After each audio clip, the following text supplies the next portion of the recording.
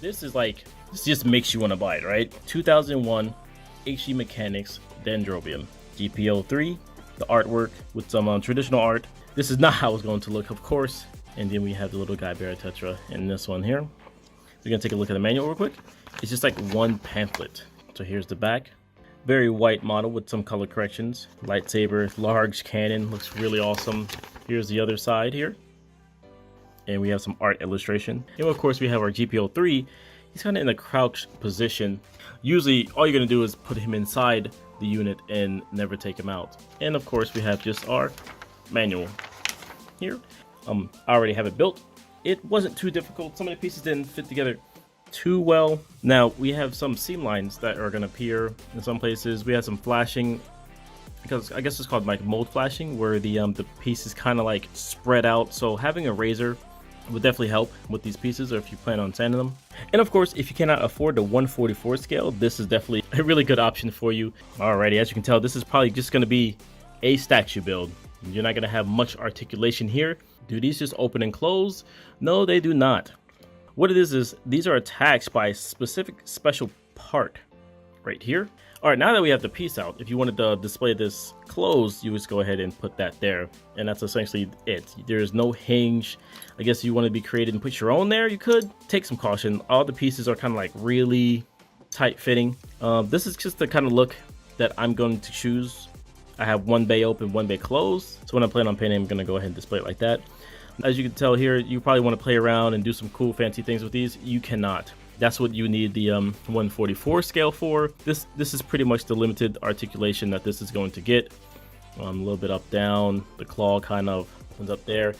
Another cool part is with those extra hinges up here, we can put those down below. So as you can see here, I have the other side for this side under this little stand here. Now, just overall, this thing looks amazing. Like, it has this giant cannon that when people see this on your shelf, they're just gonna look at it and be like, what the heck is that? All right, guys, and here we have all of the extra accessories that come with the Dendrobium. Of course, you see the best part here. We have the little guy Tetra. It is amazingly detailed. This thing is really awesome. Super small. Never painted anything like this before in my life. It does need some sanding. It has some mold lines. Excuse a little blue tack.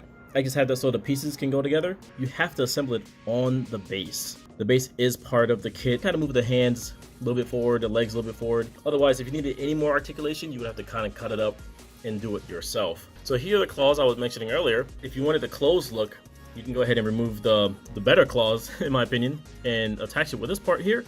It goes up. A little seam line runs through the middle here, just two pieces for this. And you have both sides, of course. And you have your beam sabers. They're just completely white. You get two. And you have beam saber handles. I'm not even sure if you can even store this on the unit. Oh, you have those there. And of course, there's a cover for the bottom of the Dendrobium if you didn't want to put it on a stand, and I guess if you wanted to like display it on anything else. And that's gonna go like right under there if that stand wasn't in there. All right, guys, let's do some size comparisons. So this is pretty long. You can see the size of my hand there. This is pretty sizable, at least when it comes to the horizontal, but not very tall. So here is your GM sniper. As you can see, he's a lot higher, but of course he is just outranked when you turn him up sideways like that. So now I have a little test dummy here, and that's how high he is compared to that. Let's go ahead and put him in the same plane of view. He's not too tall himself, but he's exactly the same size, just like a normal high grade there. And this is of course him next to the new Zeo. Let's go ahead and line them up side by side there. So you can see the new Zeo is a lot taller. And of course, I think if you're gonna buy one of these, you're probably gonna pick up both. So, all right, so I guess I have to think of a rating system for this. What will we give this? I think this is just a good. Not necessarily garbage. I like it, and the Dendrobium is just really awesome. And this is just a really good replacement for the big one. I kind of get all of what I want. I don't really need all the articulation of the big one. Of course, I don't have the size. I'm gonna get it one day, but this is really a good filler for that. Now, in terms for the person who is not going to paint it, I don't think I can recommend this for them because it's just gonna look like a white blotch. If you don't plan on doing anything to it at all, it's not gonna look that great. Now, I would at least get a pen lining pen and hook it up with some lines and just a little bit of detail. to give it a little bit more love, and just maybe some decals. A lot of sanding, a lot of seam lines are going to be needed to be taken out. This portion right here on the inside, let me see if I can get a little bit closer. Not really sure if I would like seal this together. I'm not really sure how I would handle that. It doesn't really have the best fit. At least for my model. It might be a little bit different for yours. Coming out the box in the build, it was a little, like, you can definitely tell that this model is extremely dated. It was more of a headache putting it together. It wasn't like the best feeling. Now, when it comes to other uses for the kit basher, this is like almost a must-have. But just looking at this thing, you can kind of break it up into pieces. So let's say if you bought this, you could take this cannon, put it on something. You can take these claws, put it on something. You could take this, this Eiffel generator, put it on something. You could take these off right here, put them as little booster pods on something, put it in the back, maybe like some makeshift wings. So using these boosters like a backpack. At this scale, all these things will look really good as add-ons on like a 144 or even a master grade. But when I look at this thing, I always kind of like want to buy another one just in case I can use these parts as a kit bash or something else, and while having this one maintained. So I think for kit bashers, this is a must-have. For everyone else, maybe you want to just avoid this. And for the painter, this will be quite the challenge, not necessarily up to today's standards. This is unique. If you're tired of the normal bipedal Gunpla, this kind of breaks up that monotony by being just different on your shelf there. All right, guys, that's it for the review. Kind of new at this, so let me know if there's any other points that you wanted me to take out. There's not really much articulation to this thing. Pretty much showed you all I could really do with the arms and claws, and if you didn't even use those, then it would literally have no articulation whatsoever. Of course, this is part of the HG Mechanics lineup. There's, I believe there are only 3 of these.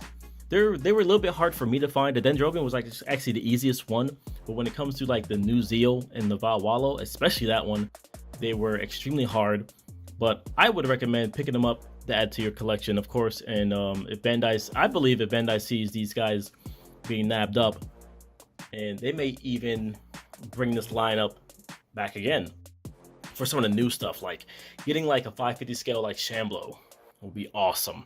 Let me know if you want me to paint this model kit by commenting down below, and go ahead and make sure you comment and subscribe to the channel. And please either hit that like button, or, this is a new video, go ahead and hit that dislike button if it wasn't up to par, and go ahead and please let me know what I can do to improve. And of course, for those who know me, you already know me on Instagram. For those who don't, go ahead and check my links in the description down below. Check out my Instagram, also my Twitter, essentially so you can see what kind of works that I do, and if you have any tips, or if you're interested in getting any builds. All right, guys, this is Aaron from TriloG Studios, and hopefully I'll speak to you next time. Peace out.